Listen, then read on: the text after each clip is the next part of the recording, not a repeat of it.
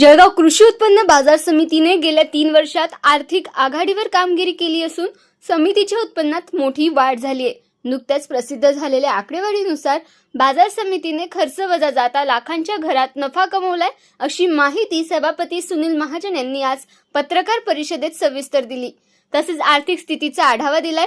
गाळे नूतनीकरण प्रक्रिया, बाजार समितीच्या मुख्य यार्डमधील भूखंड करार, कर्मचाऱ्यांना महागाई भत्त्याबाबत देखील अधिक माहिती दिली। जळगाव कृषी उत्पन्न बाजार समितीतील मुख्य यार्डातील भूखंड करारनामे जे आहे ते 2008 पासून संपलेला होता।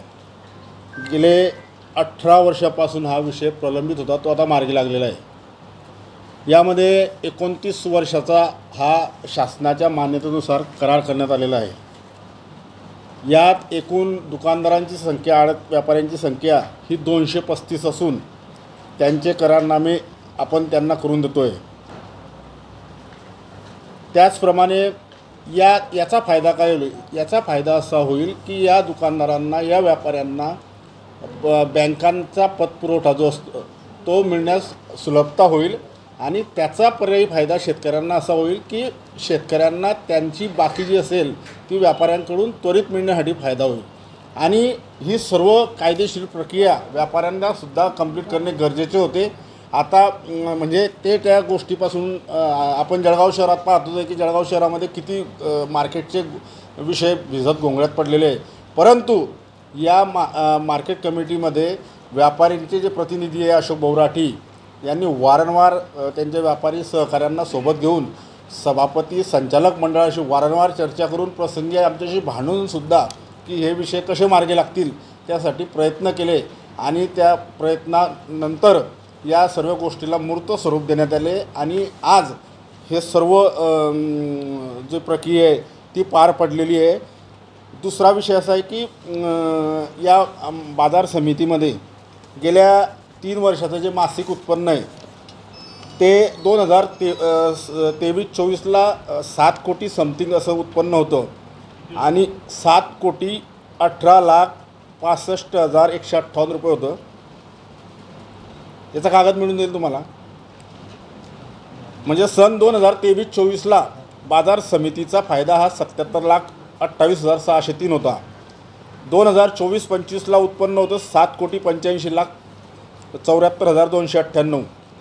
त्या वर्षी नफा होता 63,36,736। आता या चालू वर्षामध्ये म्हणजेच 2025-26मध्ये हे उत्पन्न 9,95,98,267 रुपयावर पोहोचलेलं आहे आणि म्हणजे विक्रमी असा नफा 91,34,235 इतका विक्रमी नफा कृषी उत्पन्न बाजार समितीला झालेला आहे।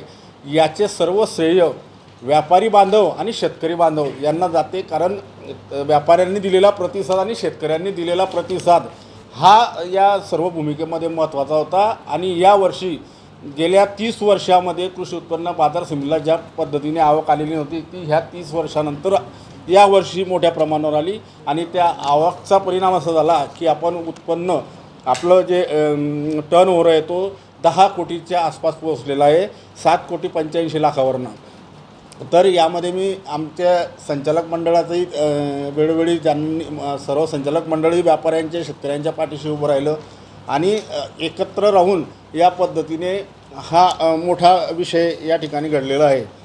त्याच्यानंतर या बाजार समितीमध्ये गेल्या अनेक वर्षापासून प्रमोशन जे असतात ते प्रलंबित होते कर्मचाऱ्यांचे आणि त्यांनाही न्याय देणं गरजेचं होतं, कारण ते काम करणारे आणि त्यांचा तो हक्क असतो। आम्ही सर्व संचालक मंडळांनी तो त्यांचा हक्क या मासिक सभेत त्यांना एकही कर्मचाऱ्याचं प्रमोशन बाकी न ठेवता टॉप टू बॉटम सर्व जे किती संख्या कर्मचाऱ्यांची त्यांना आपण प्रमोशन दिलं, 20 कर्मचाऱ्यांना आपण प्रमोशन देऊन म्हणजे तोही विषय कर्मचाऱ्यांचा संपवला। दुसरा विषय महत्त्वाचा असा होता की त्यांचा 27% महागाई भत्ता आजपर्यंत बाकी होता बाजार समितीकडे।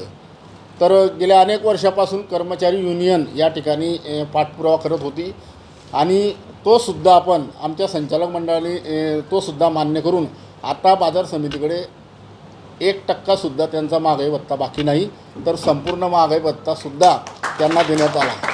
म्हणजे जे कर्मचाऱ्यांचे विषय होते तेही सॉल्व झाले आणि जे आपल्या व्यापारी बांधवांचे जे प्रश्न होते तेही सॉल्व्ह झाले.